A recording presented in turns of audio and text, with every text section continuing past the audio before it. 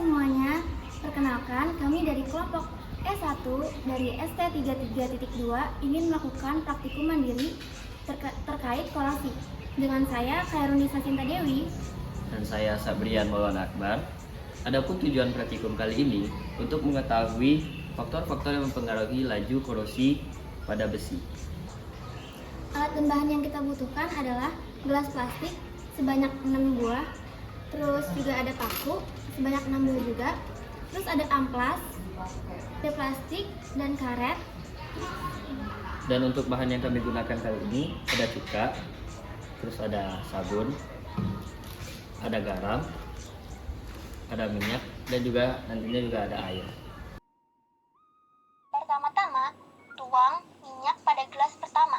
Lalu pada gelas kedua, buat larutan sabun. Aduk hingga larut.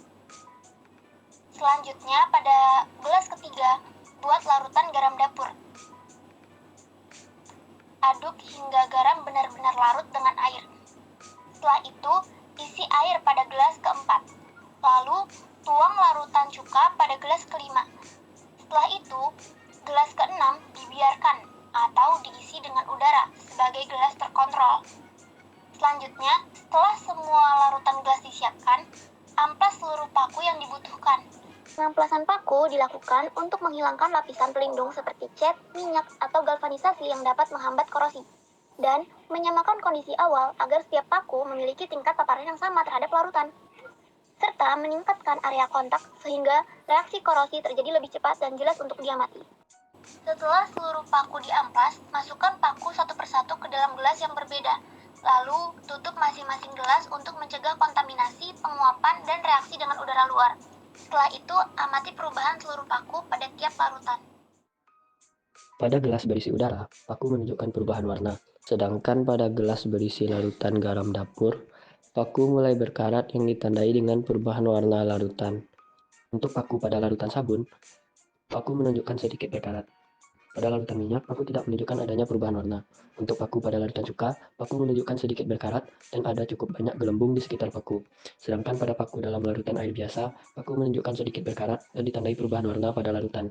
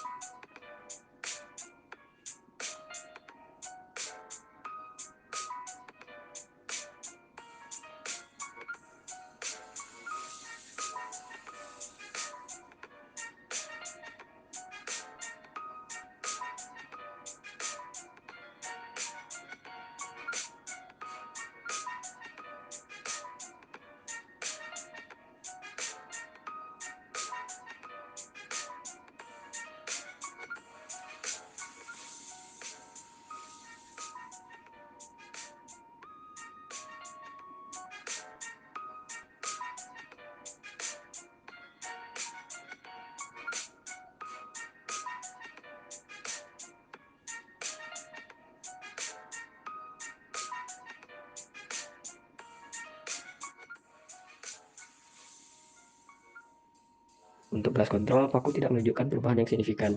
Pada larutan garam dapur, paku tambah berkarat hingga larutan tambah keruh kecoklatan.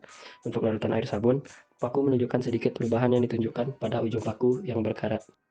Paku pada larutan minyak belum menunjukkan perubahan, sedangkan pada larutan cuka, paku sangat berkarat hingga mengubah warna larutan cuka hingga berbusa dan berwarna coklat.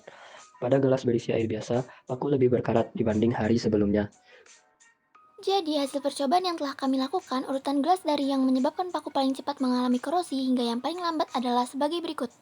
1 cuka, 2 garam dapur, 3 air biasa, 4 udara, 5 sabun, dan terakhir minyak. Garam dan cuka adalah katalis yang dapat mempercepat laju reaksi korosi karena adanya kenaikan konduktivitas pada garam dan cuka. Korosi ini dapat terjadi karena adanya reaksi antara besi dengan kelembapan udara. Sekian dari kami, terima kasih sudah menonton, semoga bermanfaat. Wassalamualaikum warahmatullahi wabarakatuh.